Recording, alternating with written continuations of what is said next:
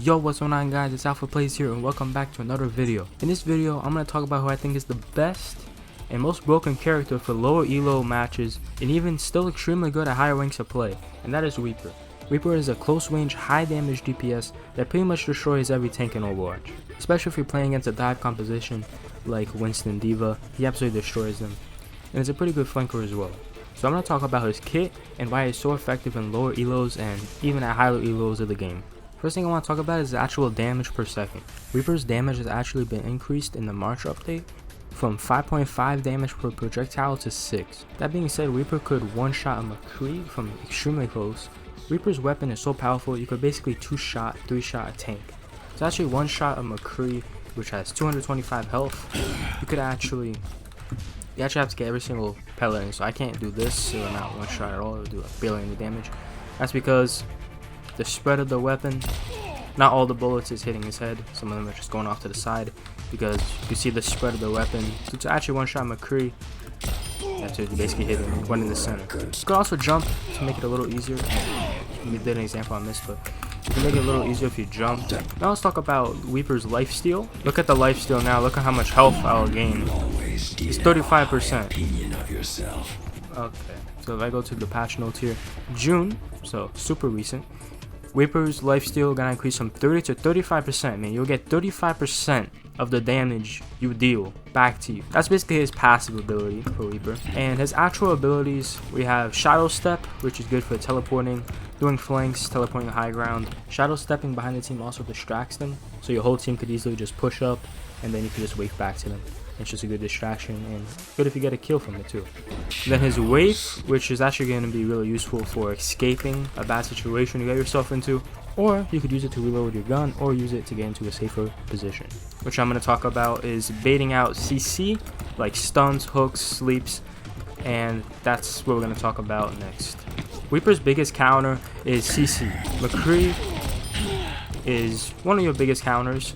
Roadhog, Anna, Brig, basically any character that has a CC. Now, how do you counter CC? Well, Wraith. Wraith is your ability that I said that, you could use as escape, but you could also use to bait out stun. In lower elos, most McCree's panic flash, and Anna's usually panic sleep. Usually in lower elos, they're gonna just go for it and not really think too much about it.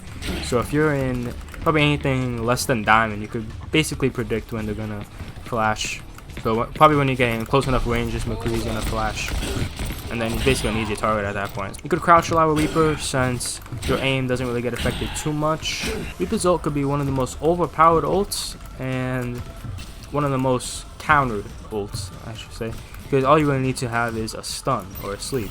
And to get past getting no value from your ultimate, you need to track what kind of abilities the team actually has. So if they just have a McCree, is that the only thing that could stun you?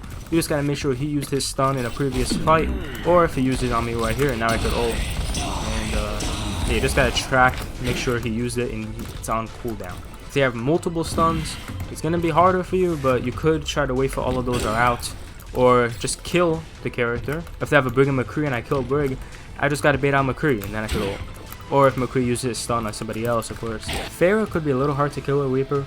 You really just gotta wait for Pharah's jets to one out, one to the ground, and then you could do a lot of damage.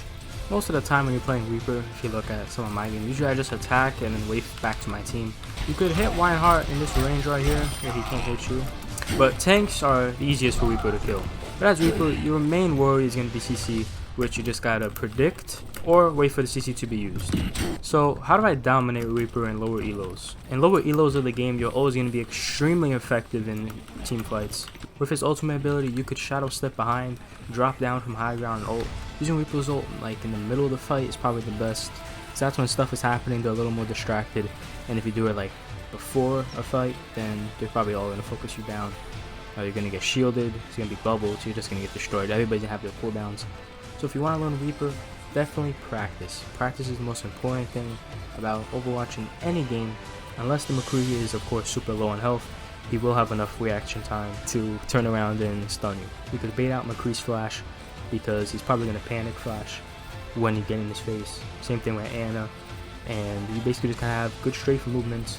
Moving around a lot makes you harder to headshot, so it's going to be a harder time for the McCree to headshot you or an Anna to sleep dart you. to answer the simple question, is Reaper overpowered in lower elos?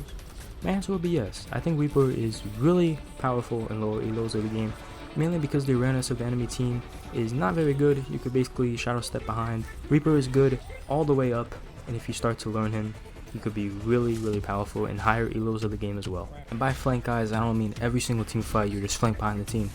Most of the time, you're probably gonna want to stay front line with your team, like chipping at the tank, stuff like that. But just once in a while, don't be afraid to flank. That's all I'm really saying. And if you're worried about aim training, I just played deathmatch right before a match. Deathmatch is extremely good. You could even do tryhard free for all, which if you just go to the place where people create like their own games, like I was doing in the workshop. If you search up there, tryhard free for all, there'll be a bunch of them. If you guys want to see some high elo games and how you could use Reaper there, I'm gonna link this video down below of a high elo game where this guy dominates with Reaper, so go check that out. Thank you guys so much for watching, man. I appreciate it. We just hit 174 subs, I think. Thank you guys so much, and yeah, see you guys in the next video, man. Peace out.